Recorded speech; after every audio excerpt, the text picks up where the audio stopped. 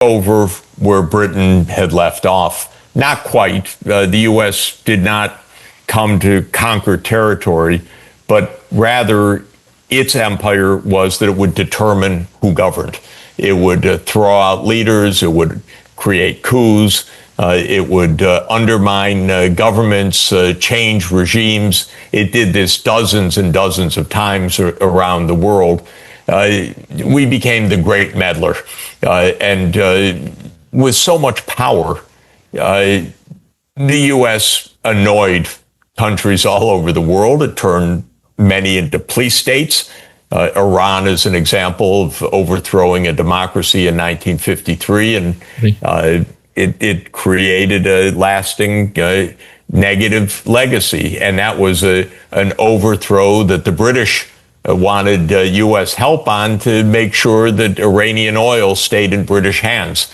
So these were not high-principled interventions. These were business operations to a very significant extent. Famously, when Jacobo Arbenz in Guatemala wanted to make land reform, the United Fruit Company, which happened to have as its lawyers Sullivan and Cromwell, which was the law firm from which John Foster Dulles, the Secretary of State, and Allen Dulles, the head of the CIA, had worked. They went to work to overthrow the government of Guatemala in 1954. So this meddling became standard fare for the U.S. And part of this, which I just find terrible, I have to tell you, is annoy the other superpower or annoy the other superpowers. So the CIA game, very dangerous, for decades was try to provoke the Soviet Union, try to trap the Soviet Union, try to work on the soft underbelly of the Soviet Union in the Caucasus, for example, or in the Muslim majority, Islamic majority countries. The idea being Soviet Union's our adversary.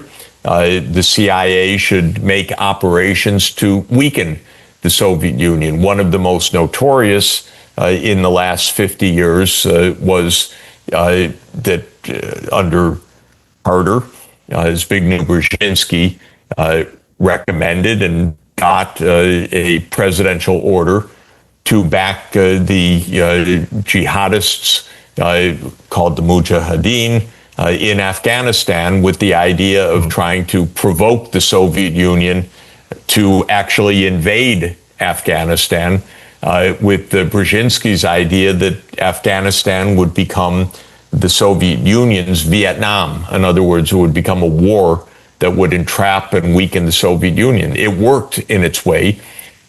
Unfortunately, it destroyed Afghanistan. Afghanistan never, since 1979, has had really a moment of peace again, a period of development.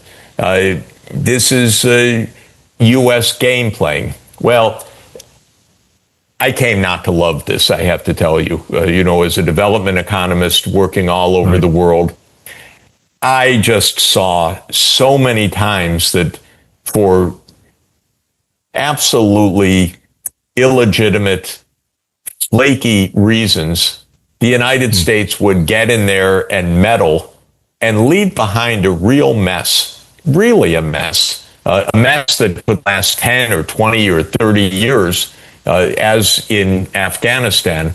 But more than that, it was the idea of the CIA that the core role of the CIA was to fight communism, to fight the Soviet Union, to weaken this foe. But you had two nuclear superpowers, so you're provoking, you're sticking pins in the other side, and it's very, very dangerous. Well, to make a long story short, this continued after the end of the Soviet Union vis-a-vis Russia. The United States continued to play its games. We had, for example, a friendship committee for Chechnya. Okay. Who was the friendship committee for Chechnya? It was all the top neocons in the United States. Brzezinski was a co-chair, and many other people who could not put Chechnya on a map, who could care less about Chechnya, who never heard of Chechnya. But what they knew from the CIA was, well, here we can annoy, provoke Russia into a crisis in this soft region of Russia. Well, that's what Ukraine turned into as well, because the idea for Ukraine was a long project of expanding U.S. military presence to surround Russia in the Black Sea region. And this was a game plan actually from the middle of the 19th century. It was Lord Palmerston's game plan of Britain that led to the so-called Crimean War, another useless war. That was 1853 to 1856. But the idea was that Britain was going to really banish Russia from the Black Sea. Well, Brzezinski had the same idea at the end of the 20th century, and it's led to a prolonged war in the Black Sea region. It turned Ukraine to a battlefield. Of course, if you don't follow this stuff or have the chance to see it so close and you just read the U.S. mass media or listen to State Department speeches, you can't get it because the propaganda is so thick that you punch, they punch back, and then you say, you see how aggressive they are. And you say, yeah, but you punched them first. No, we didn't punch them. What are you talking about? We had nothing to do with it. And so the famous word of American propaganda is unprovoked. Putin's unprovoked. He's just a nasty, aggressive man. He just wanted to go to war. He's like Peter the Great. He wanted to rebuild the Russian Empire. And you hear this claptrap nonstop without understanding. Come on, this is a game, but a very deadly game. And I don't know if it's a general proposition, but in the United States, public policy became really owned by two major groups of our politics. One is the military security apparatus, and that's a great deal of what the U.S. federal government does. It's the military budget, it's the intelligence agencies, it's really foreign policy, and that is simply not open to public opinion almost at all. The military-industrial complex is very powerful, very secretive, and it is what we call the deep state for a good reason. It's deep. It's not changing even with changes of the presidency. The other reason why public opinion plays a relatively minor role in the United States, or a declining role, is the power of corporate lobbies in particular sectors. Our political process was deliberately, by the Supreme Court, opened up to big money already about 30 years ago. And so it's a kind of pay-to-play politics, especially on domestic policy. And we have Wall Street as a major lobby when it's financial issues. We have big oil when it's energy issues. We have big ag when it's food and nutrition and land use issues. We have several such powerful lobbies that own their domains of public policy. Little changes between administrations. Presidents generally come in even using the same expression, they're going to drain the swamp. Everyone knows what the swamp is. The swamp is the money in politics. Nobody drains the swamp. They build new swamps. They expand the swamps, but they don't drain the swamps. So, to an extent, of course, similar phenomena occur in other parts of the world. When there are geopolitical tensions as there are pervasively right now, the security part of the state apparatus plays a more important role. And this simply takes place without public opinion playing much of a role or being given much of the truth or having much understanding of what's happening. Yes, I'm not sure how much magnanimity there was. In fact, of course, the United States portrayed an image of magnanimity. That was part of its tactics. Now it doesn't even portray such an image, by the way. It's just the tough guy. So you have to get along with the United States. That's Trump's particular approach. But in fact, the United States was the dominant power in the world since 1945. This is clear from the economic, financial, technological, and military point of view. It had a rival in the Soviet Union between 1945 and 1991. The Soviet Union was a real rival from the point of view of nuclear arms and military outlays and military technology. After all, the Soviets were ahead of the U.S. in the space race for quite a while. But in terms of overall economy, economic and technological dynamism, the Soviet Union was markedly behind the United States, and especially with the arrival of the digital age, this was almost a creation of the United States itself, and the Soviets never managed to come close to the U.S. in that.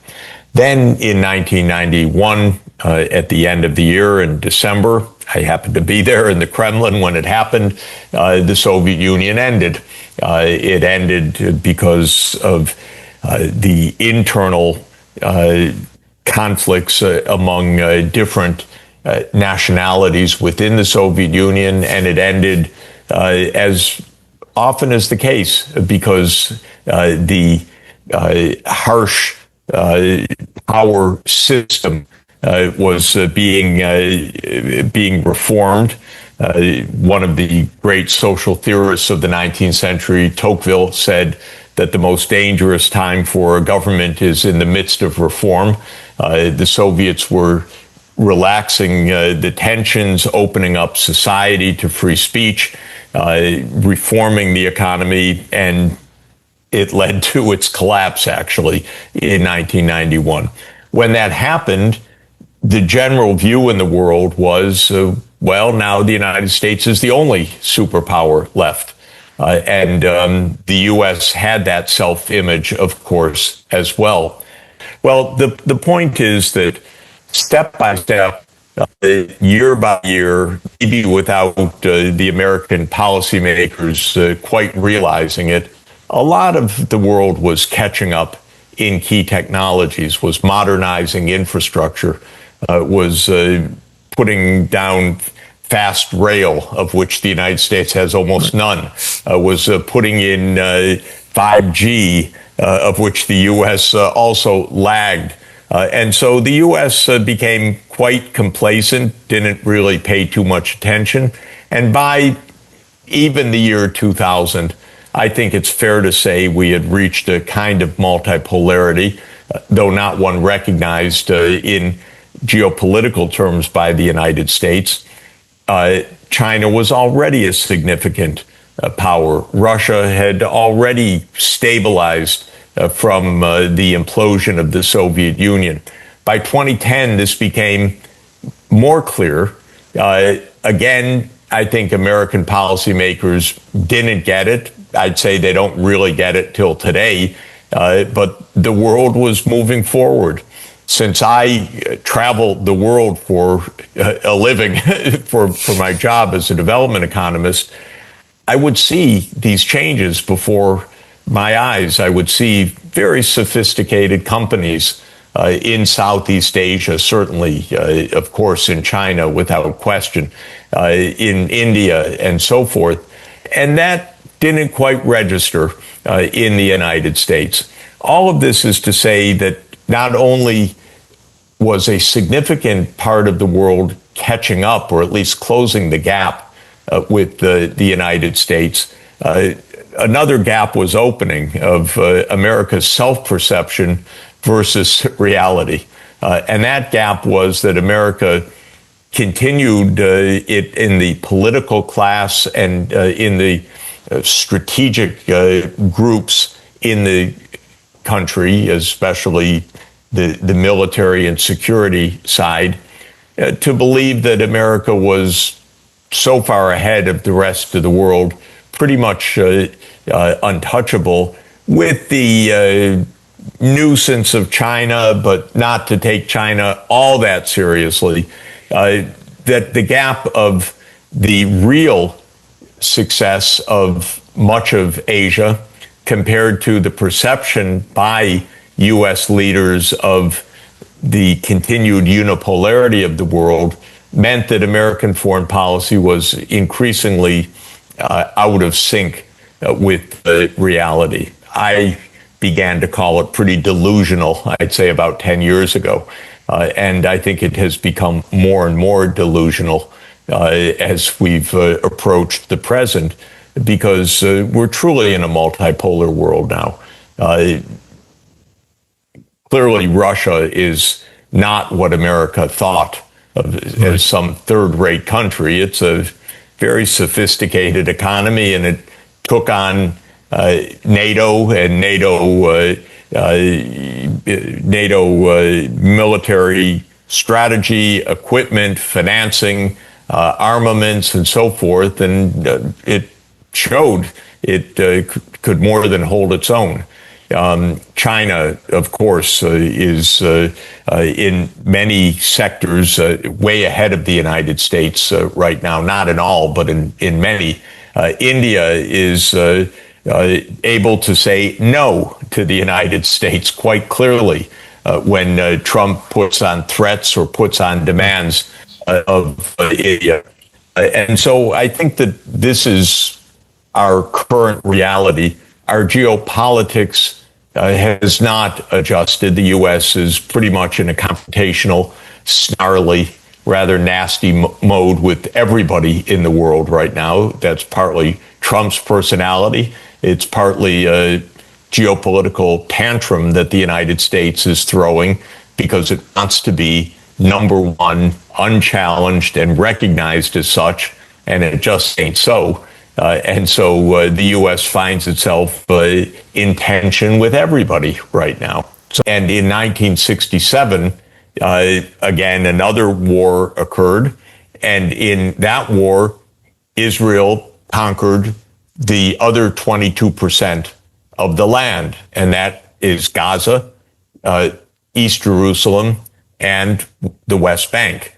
And these became known as the occupied territories. Well, that's 1967. We're almost 60 years since then, and there's never been a settlement. Israel has ruled over the Palestinian people. The population now, if you take Israel and the occupied territories, is about 8 million Jews and about 8 million Palestinian Arabs, most of whom are Muslim, some are Catholic, but it's about 50-50. But the Jews have all the power. And for about 25 years, most of the world has said, go back to the partition. We need a two-state settlement. And generally, the international law, as defined by the UN Security Council and the UN General Assembly and the International Court of Justice, says make a state of Palestine out of the three occupied zones. That is out of Gaza, the West Bank, and East Jerusalem. That would be about 22% of of British Palestine, let's put it that way. A pretty good deal for the Jewish part. But what happened is that in Israel, politics became more and more extremist to say, never will we give up this so-called occupied territory that belongs to us, and we'll never compromise on it. And there are two strands of that reasoning in Israel. One is a security argument that Israel should never risk its own security by enabling a Palestinian state next to it. And the other has become a religious fervor that says God promised us all this land and we're going to keep it. Of course, Muslims don't see it that way. This is, an extremist Jewish interpretation. And it's not a mainstream Jewish interpretation. It's an interpretation of a zealous or extremist part of believers who became more and more radical and a larger proportion of the Israeli population over time. Well, that's the long-winded background to our current reality, which is that Israel rules over the Palestinians. The government is absolutely extremist, in my view, intolerant, violent, and completely determined that there will never be a state of Palestine. And when you look inside the motivations of that, some of the leaders, like probably Prime Minister Netanyahu, who's not very religious, I don't know what his religious beliefs are, but his view all along has been, no, we're not doing it because Israel's security depends on there never being a Palestinian state. But then there are other ministers in the government, like a pair named Ben-Gvir and Smotrich, who are absolutely religious fanatics, in my view, utter extremists who quote the Bible and their interpretation anyway from 2,500 years ago as if that's their present lease on the property. And they say, God gave us this and this is our calling and we're never going to compromise. Well, there are 8 million Palestinians there, so what to do? And the what to do is they treat them like a concentration camp. Gaza was, as widely called, an open-air concentration camp, open-air prison. No one could come or go without Israel's control. You couldn't invest. They couldn't make a port. They can't do anything because Israel, under this very radical interpretation, says, no, this is for Jews. This isn't for the Palestinians. And in the West Bank, which is the other major territory that was occupied, hundreds of thousands of Jewish settlers came in to what had been Arab Palestinian land, and they beat up the Palestinians. They shoot them, they kill them, they expropriate their land because they say, we're in control. This is our land. What the hell are you doing here? Of course, they were there for centuries. This is an incredible story. So all of that was to answer your question, what about these wars? So Netanyahu came to power in 1996, dead set against the Palestinian state, and he wrote some articles, gave some speeches. They're quite interesting. I think he's a disgusting madman in my view, but just to say, he spelled out his arguments. And his arguments are, look, we face terrorists. What is a terrorist? A terrorist is a militant for the Palestinian cause. And we're never going to give the Palestinians rights, and they're going to take up arms. But you know what? It's not good enough to just fight the terrorists, as he defines them. We have to fight the states that support the terrorists. So if the Arabs in the neighborhood say, yeah, this is unfair, there should be a state of Palestine, and they back militant groups, then Netanyahu says, okay, come over, Uncle Sam, beat the out of them. And it's nothing less than that. And a list was constructed by this group, because in the U.S. they're called neocons, and in Israel they're militant Zionists, and it's it's a partnership. And after 9/11, after that event, we know from a number of witnesses, including Wesley Clark, who was an important general in the U.S. At the time, and by others who have written about this, that a list was made of 7 wars that Netanyahu said, we got to get rid of all these governments. These are the ones supporting the militants. We have an overwhelming worldwide consensus that Palestine has the legal rights, the moral rights, the practical means to have an independent, peaceful state of Palestine next door to Israel. I'd say that 185 countries of the 193 countries have in one way or another expressed support for that. About 147 have actually literally recognized Palestine and opened up diplomatic relations with a state that exists but has no power, no control, and no permanent seat in the UN as a member yet. But it's 147 of the 193. Many, many more are going to recognize Palestine in September. Australia has recently announced, France, Britain, others are going to do so. So who are the opposition? Of course, Israel, as I've described, and the United States. That's the only real opposition. It happens in the votes that Argentina, because of President Milei wanting to never part company with Trump, votes with the U.S. Paraguay, for some bizarre reasons, votes with the U.S.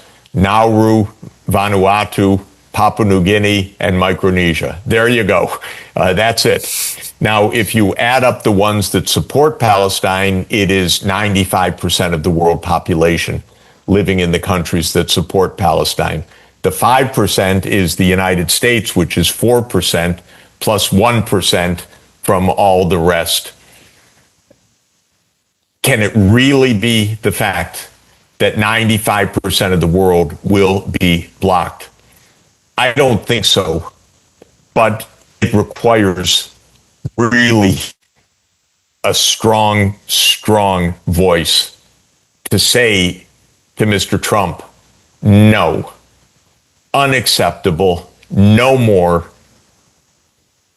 It's not going to continue.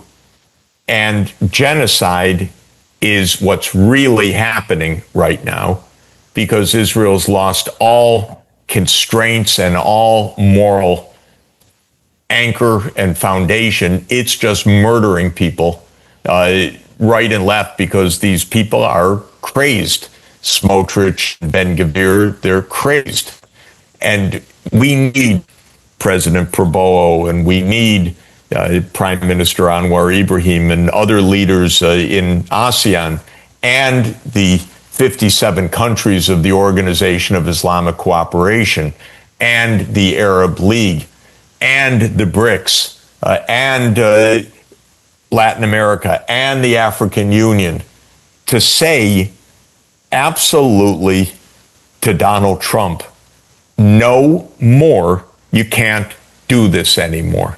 You have to stop your veto of a Palestinian state. And why the U.S.? Because I mentioned 6 or so countries that block this, or not block this, that vote against, but the U.S. is the one with the veto. The way you become a UN member state is you get a vote in the UN Security Council, then a vote in the UN General Assembly. In the General Assembly, no problem, as I said, 185 to 6 maybe. But in the Security Council, the United States has a veto, and it's vetoed Palestinian, a Palestinian state, even though everybody agrees on all conditions on international law. Of course, there should be a Palestinian state. And by the way, because the Arab League and OIC and others would make it the case, it would come in as a peaceful state. The militancy would end because there'd be a state. It would be achieved. Wow. But the United States and Israel blocked this. Now, my view is that if the world tells Trump, I don't think Israel's going to change, but Israel has no veto. This should be imposed on Israel. Israel has no right and no legal way to veto a state of Palestine. It's only the United States. And I think the world needs to say to the United States, time over, genocide, you've done it, you reached the limit, no more, the whole world agrees, stop. And I think that actually that can work, strangely enough, because the United States does not want every other country, any of significance. Okay, Nauru and Micronesia may continue to vote with the U.S., but all the rest should say to the United States, enough is enough. We're watching a genocide before our eyes. You cannot do this any longer. All of the arguments against are, excuse my language, but I need to use it. We're talking about a genocide. And this needs to be said. Now, if it doesn't work and the United States persists, I think other measures are absolutely needed to say to Israel, this is completely beyond anything. This is totally unacceptable.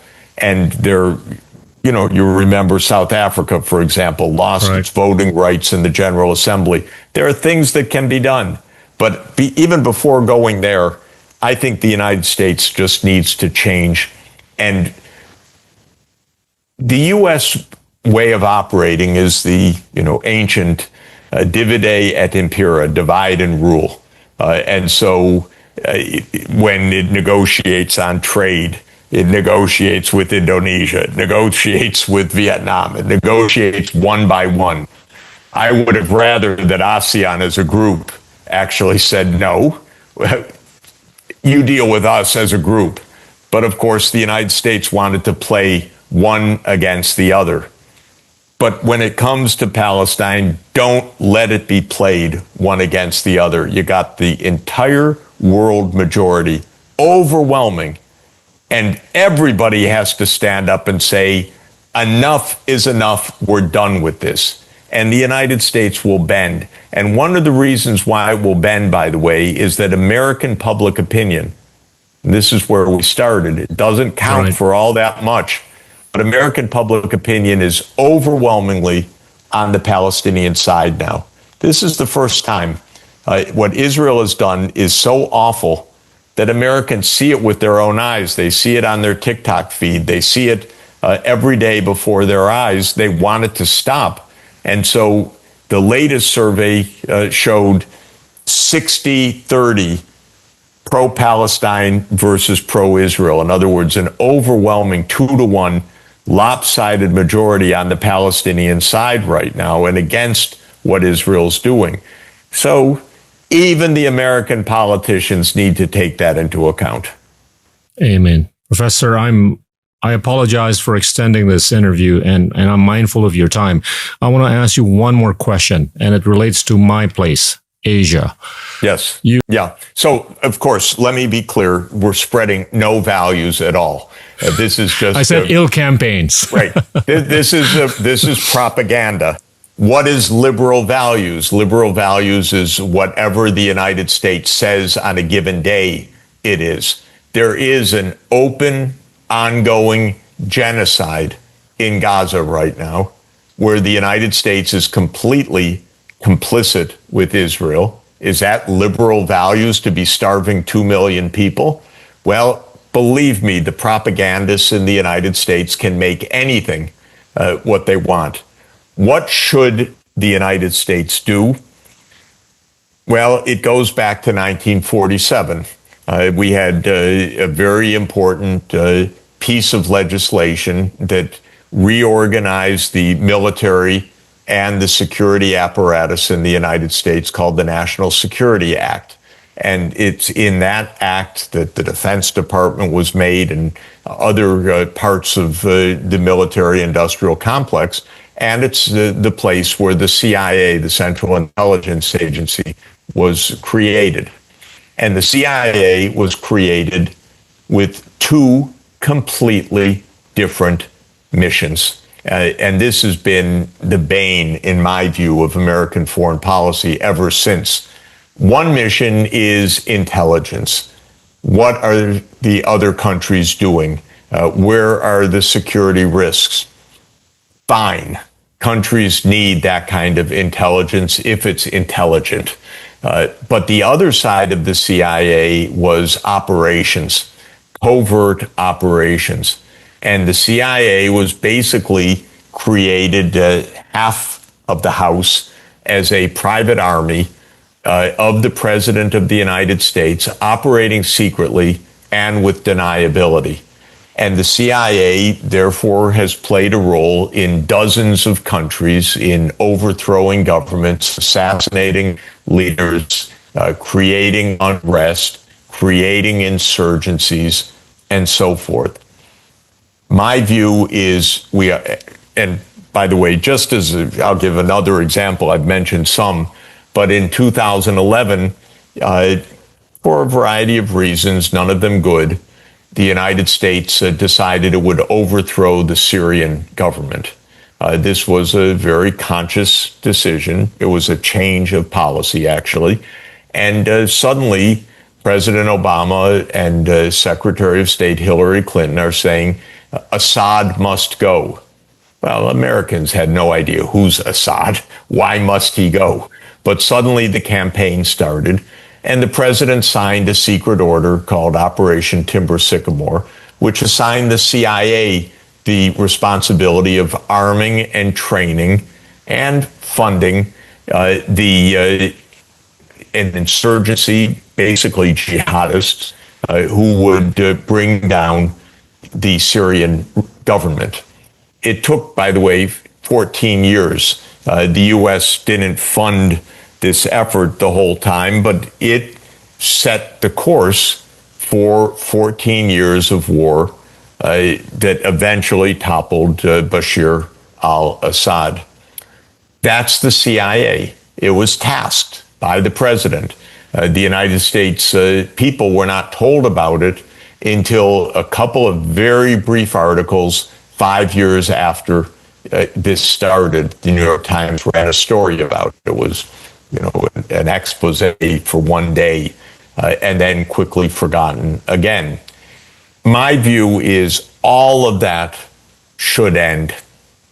And I don't think that's idealistic. I think that's just common sense for survival. Stop provoking, stop overthrowing other countries' governments, stop the secret operations, stop the murders, the assassinations. Enough. Collect intelligence, okay. I don't have a problem with that. But stop the destabilization of other countries. The track record is absolutely awful. In other words, these destabilizations very rarely lead to anything in even remotely the U.S. interest, by the way. They very often fail in their primary objective of actually toppling a government. But if they do topple a government, they very rarely bring about a pro-U.S. stable government. They typically lead onward to more coups, more assassinations, maybe not at the U.S. hands, but having created great instability. Look at Libya, for example, now. It's an ongoing civil war. Look at Sudan. That was another U.S. operation to back a rebellion in the south of Sudan to weaken a country that was deemed to be in the forefront of Islamist rule. Well, it's led to two civil wars, one in the rump part of Sudan and the other in South Sudan. It's a complete humanitarian catastrophe. Of course, the people in Washington that do this don't have a humanitarian side to them. They don't care about that. They're playing games. But the games don't even work on American terms. So my view is stop all of this covert operation, get the CIA out of the business of covert operations entirely, and other parts of the security apparatus that also do this, because the Pentagon has some action in this as well. Stop all of that. Return to diplomacy. America is not endangered by any country in the world. In fact, we've got two big oceans. We've got a deterrence that is unique in the world. Right. The only risk the United States faces is the world risk of nuclear war. Stupidly, these fools that run my country bring us closer and closer to nuclear war because they provoke other nuclear superpowers. And I'm saying, stop. Go back to the Monroe Doctrine. I'm perfectly happy for the United States to say to China and Russia, stay out of the Western Hemisphere with your militaries. But then the United States should stay out of Russia's neighborhood with its military. The United States should stay out of China's neighborhood with its military. The United States should not be in the business of arming Taiwan over China's opposition. That is an internal affair, even by the standards of American agreed diplomacy with China. And frankly, if the U.S. were not or had not militarized the first island chain, which is the so-called chain of Taiwan and Japan and Guam and the Philippines, right, to hold China away from the Pacific, China wouldn't be building its navy the way that it is right now, because that's what's called a strategic dilemma. China's not going to sit there and let the United States choke its sea lanes, its food supplies, its energy supplies, and so forth. So stop the games. This is my main point. Right. These provocative measures, as they relate to the 7 wars that you've alluded to, as they occurred in Libya, Sudan, Somalia, Lebanon, Syria, Iraq, and Iran, explain how they're attributable to the Zionist lobby, how they're attributable to the evangelical Protestant support for the leadership of the United States, and especially with respect to the atrocities that we're witnessing in Gaza. Yeah, we have to go back actually to, strangely enough, to the early 19th century. Who were the first Zionists? By Zionist, it means a movement to create a Western colony or settlement in the Holy Land, in what is roughly today Israel and Palestine. Well, the first Zionists were not Jews. The first Zionists were Christian Protestants, and they followed the Crusades, 11th and 12th and 13th centuries, where Europe tried to gain control over the Holy Land, over Jesus's land, and it did for a little while, and then it lost it to Muslim armies, and eventually lost it to the Ottoman Empire, and eventually the Eastern Roman Empire, so-called, or the Byzantine Empire, was captured entirely by the Ottomans in 1453 when Constantinople fell and became Istanbul. But in more modern times, the idea was, yes, go back and build a new Western settlement, but this time have the Jews make the settlements. And this followed ideas that were extant in British Protestantism in the 19th century, based on one of the books of the Bible, actually the final book of the New Testament, called the Book of Revelations, which describes the end of days, or the end of the world. And it describes the Battle of Armageddon, so-called. And in the prophecy of this final book, there's a Jewish state. And so the idea was recreate a Jewish state in Palestine, what was then part of the Ottoman Empire. And this started as a Christian project. At the end of the 19th century, it became a Jewish project, not a religious project, but secular Jews who were fighting what was really anti-Semitism or second or third or fourth class treatment in Eastern Europe and in the Russian Empire. And Theodor Herzl is the name associated with the Jewish Zionism. And he started his campaign for a Jewish